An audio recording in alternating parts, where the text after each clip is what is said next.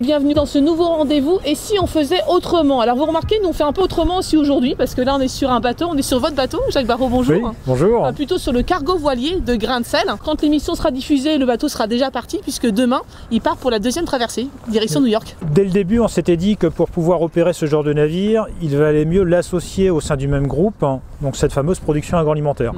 Donc là on ne s'en rend pas compte, mais ce navire c'est un navire en chocolat et en café. C'est comme ça qu'on a pu le financer et c'est vraiment pour ça qu'il existe.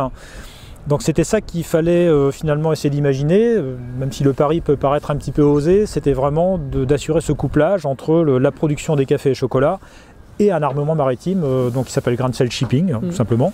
Donc ce sont deux sociétés, et ce qui permet du coup de faire l'affrètement entre nous. Moi, de temps en temps, sur mon PC, je m'envoie des factures d'affrètement à moi-même. Ouais. Mais bon, voilà, le fait qu'on soit au sein de la même structure nous a énormément facilité les choses.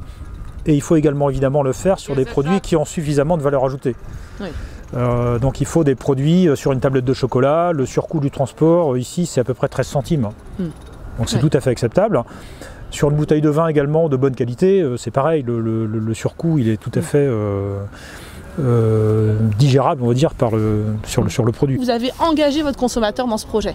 Dès le départ, vous avez, entre guillemets, dit si vous voulez qu'on puisse faire ça, si vous voulez qu'on puisse avoir un transport décarboné, soutenez-nous, quoi. C'est ça, puisque dans l'entreprise en général et dans la notion d'armement maritime en particulier, la difficulté elle est beaucoup moins technique que financière. Et donc si on n'avait pas réussi entre l'année 2013 et l'année 2018 à faire monter la société en puissance, donc en vendant des cafés et des chocolats, on n'aurait jamais pu financer un navire comme ça. Ou en tout cas, on n'aurait pas été en capacité de l'affréter. Ce qui revenait au même. Et donc oui, j'en profite. Merci à tous les clients finalement qui au fil des années ont acheté nos produits, puisque ce sont ces achats qui ont permis que le navire existe.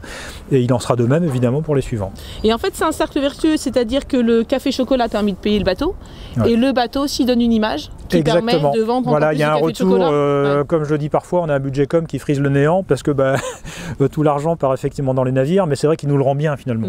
Et le simple fait que vous soyez ici aujourd'hui, ça illustre un petit peu le propos.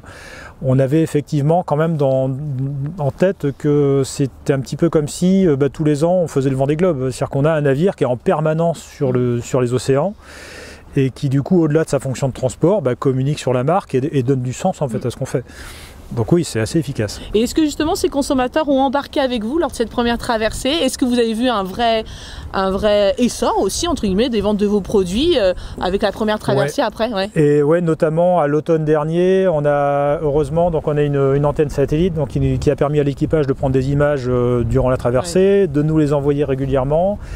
On les a évidemment diffusées sur les réseaux sociaux, donc ça a fait beaucoup de buzz en fait tout ça.